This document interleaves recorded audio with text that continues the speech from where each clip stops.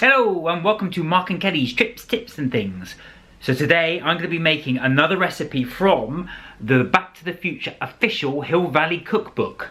Today it's 1985 and I'm running late for school, so I'm going to be making the Puff Pastry Toaster Tarts. You've already seen me make Biff's Banana Foster. You've seen me make Biff's Blackened Fish the easy way. Now we're going to get to it with our late for school Puff Pastry Toaster Tarts. Let's go. So we're ready to do our late for school Puff Pastry Toaster Tarts. So I'm now going to preheat the oven to 220 degrees Celsius, that's 425 degrees Fahrenheit. Important we get this going before we do our mix. So while our oven preheats, let's have a quick go through the ingredients. So for the actual tarts themselves, we're going to need 1 table of corn flour or cornstarch. That's going to thicken up the other 2 ingredients, which are 2/3 of a cup of strawberry jam. Then we're going to need 2/3 of a cup of peanut butter, smooth peanut butter here, so that blends easier. Then we are going to need 2 sheets of puff pastry, and that's going to form the basis for the puff pastry toaster tarts.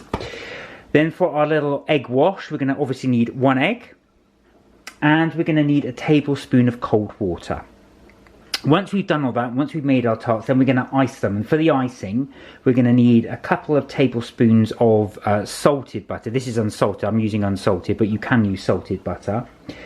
We're going to use 1.5 cups of icing sugar. So that's quite a lot of icing sugar. And then it's asking for 2 tablespoons of half and half. Now I know this is going by an American recipe. Half and half is essentially a mixture of, you can substitute it with a mixture of double cream and full fat milk, but I'm just going to use full fat milk as we're only using tablespoons, a few tablespoons to sort of, you know, not to thicken it, but to actually loosen the consistency. And just to give it a little bit of flavour, we're going to need 1/2 teaspoon of vanilla extract. There we go, there's our ingredients. Let's get cooking. Okay, so the recipe asks to actually divide the corn flour into 2 separate bowls. And then within that, we're going to put jam in one of the bowls and then the peanut butter in the other bowl. So let's do one at a time. First of all, I'm going to add our jam here. There we go, in one bowl. And I'm going to add the corn flour in here. So that's 1/2 the tablespoon, and then I'm just going to mix that in. There we go. There we are, that's easy enough. So there, that's mixed in, that's our jam mixed in. Right, let's do our peanut butter. Right, so we've done our jam. Let's add in our peanut butter, so there we go. I'm going to add this in now. So obviously the consistency of this peanut butter is slightly more solid than the jam. But I'm following the recipe, so that's the peanut butter, and I'm going to add in the other part of the corn flour. Let's add it in. I'm going to give that a good beating, so let's really mix that in. There we go. Oh, that's nice and creamy actually. Right, so you can see where we're going with this. Layer of peanut butter, layer of jam. This is very much an American type recipe. I love peanut butter and jam together. Here we go. Right, there we are. Next mix, let's go.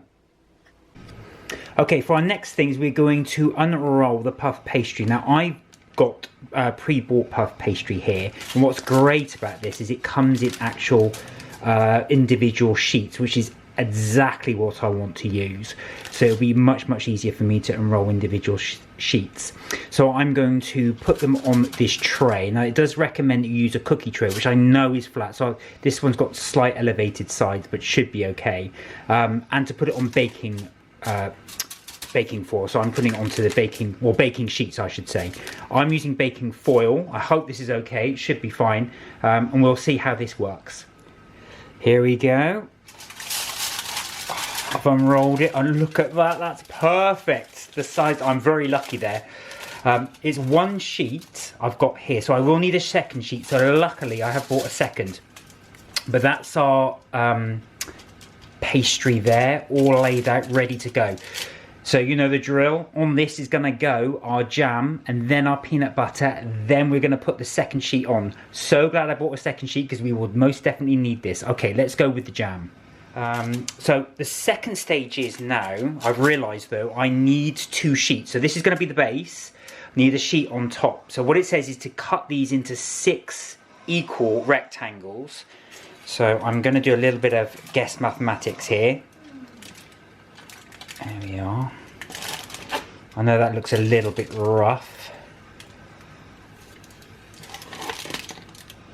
There we are. And down there, so we've got 6. There we go. I haven't measured it, but that is roughly about right. So those are 6 equal ones. They are going to be quite big, but these are Pop-Tarts. Okay, next stage, let's put on our jam. Okay, if we're ready for the next stage, so rereading the instructions, it's peanut butter first rather than the jam.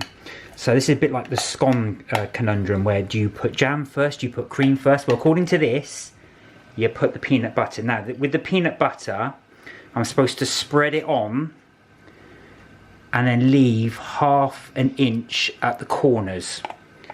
So I don't want to, so I'm just going to put in and spread that on there. Might be better to use a knife really, but there we go. So this is a bit of a guesswork, so I've got to run these past 6. But that does look good. So that's our first.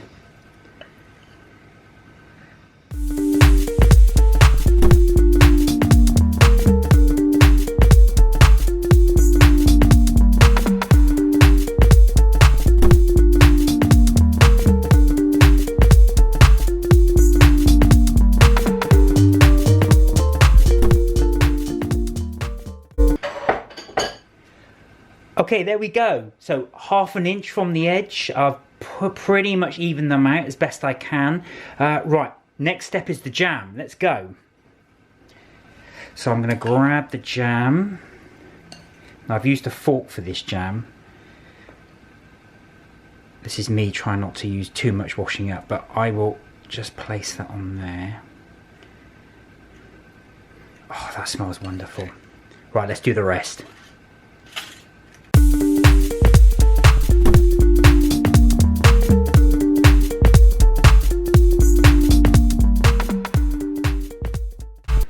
There we go, and that's what it looks like.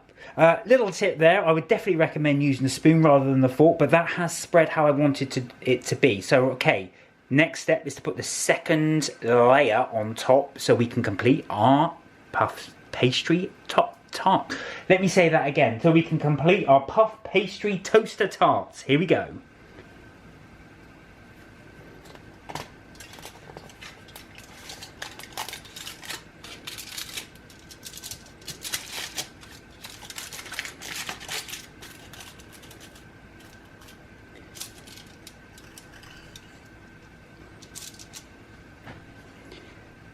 So our next step is to do the cut. Now I made a little indenture here so I know exactly where to cut. So it's roughly here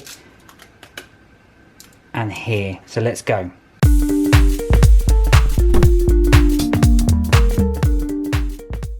Okay, and there you have it.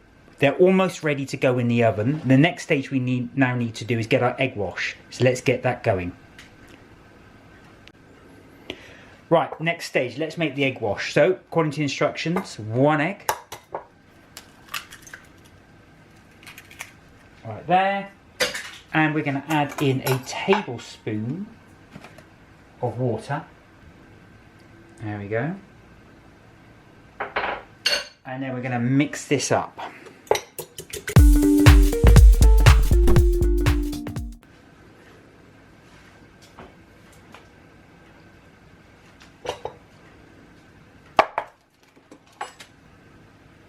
Okay, so we've got our puff pastry toaster tarts. Let's give them a little egg wash. So plenty here to wash.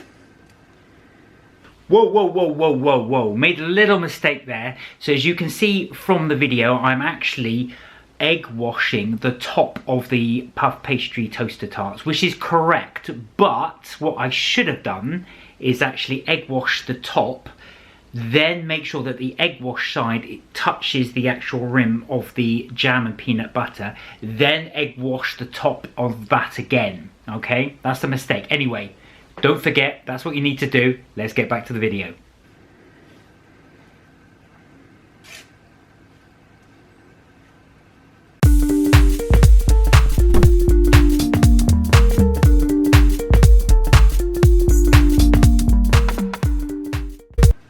Okay, and now I need to crimp the edges.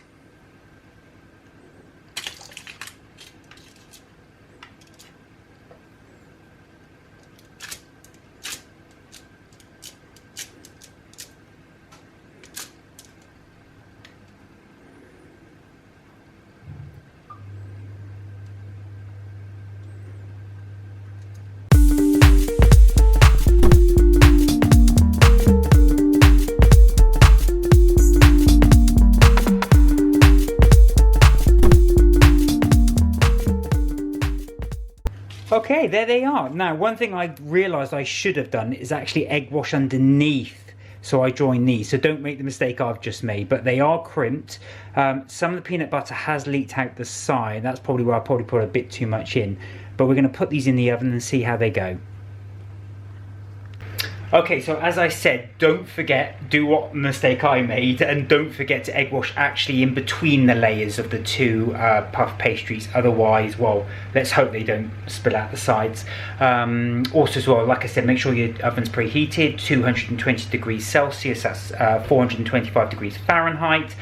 I'm about to put these in. They're going to go in for 20 minutes, okay? But do check them just to make sure they don't burn. Puff pastry can burn if you leave it in too long. So here they go. There we are. You can see me put them in. Right, here we go. 20 minutes. Let's see how we go. Okay, so they've been in the oven now for 20 minutes and there they are. They have actually risen way beyond what I thought they would do. A couple of them, as you can see here, have leaked a little, which is a bit of a shame. But they are done. I've just double checked. They are done. The pastry is lovely and flaky. They are a lot bigger than I thought they would be though. They look like sausage rolls a little bit. But anyway, that's our pastry toaster tarts. So what we're going to do, we are going to let them cool. Now the recipe does say you can let them cool completely, and these are freezable apparently. So you can freeze them and then you can place them in the toaster to reheat them there if you want to do that. You can ice these as well, and we are going to ice them, but we must obviously let them cool for a little bit. But that's them ready to go. So I'm pretty pleased with those ones, how they come out. They have merged together a little bit, so I will separate them, but we're going to let them cool. Okay, so while our puff pastry toaster tarts cool, I'm going to start to make the icing. So for this we'll need 1.5 cups of icing sugar. That's quite a lot of icing sugar. There it goes. We're going to need 2 tablespoons of butter. There we are. And we are going to add in the milk slowly. Now before I do that though, I'm going to add half a teaspoon of vanilla extract. Here we go. Bit of a chef's measurement, and it goes. And I'm going to slowly add the milk. 1, 2. Okay, let's get beating.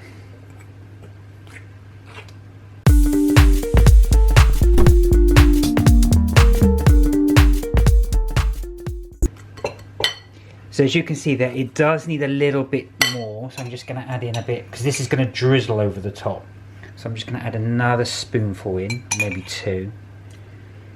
Let's hope that's not too much. Let's go.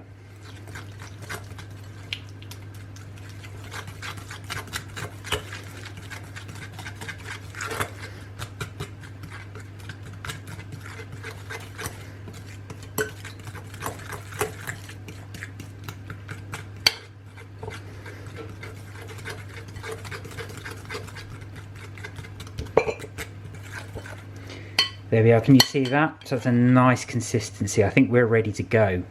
So this is going to be drizzled all over the Pop-Tarts. Now I think this might be a little too thin, so I'm just going to thicken it up slightly. I don't want it too runny.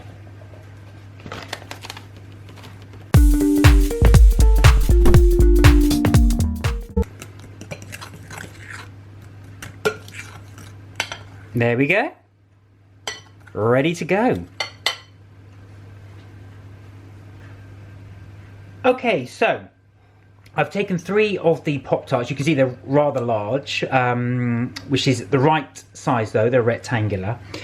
These are now cooled, and what I'm going to do is I'm just going to dribble on some of the icing sugar.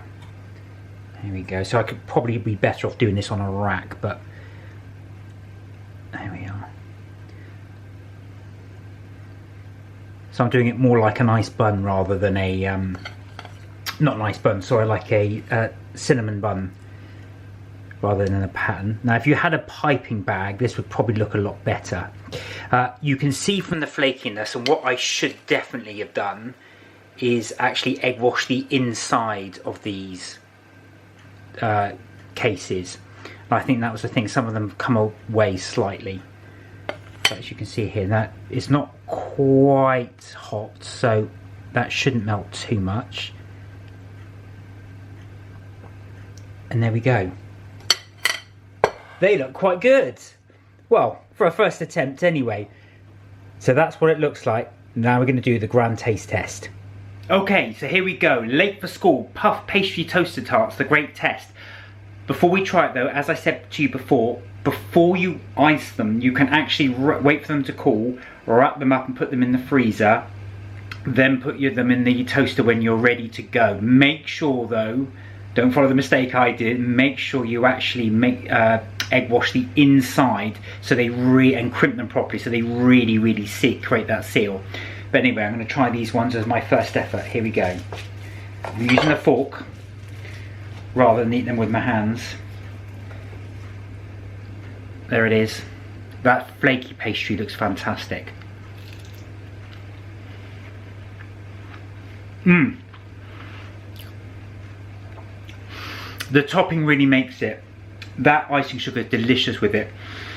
If I'm being totally honest, I would probably not add the cornstarch. I know it says to add the cornstarch, but I can taste it very slightly. I don't think it's necessary. I don't think it needs thickening, but that is delicious. I love that icing sugar on top of it. If anything, I'd add a bit more.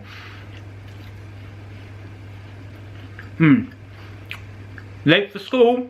No worries. Grab one of these, put them in the toaster. Good to go. You can really taste that peanut butter and jelly combination, which I love. And that flaky pastry is delicious. Anyway, there we go. Well, I hope you enjoyed that. As always, please like, share and subscribe. It really helps the channel and makes me get even faster by making more things like this. But anyway, well, I hope you enjoyed that video and we will see you in the next one. But don't forget, you are never too old to have fun. Bye.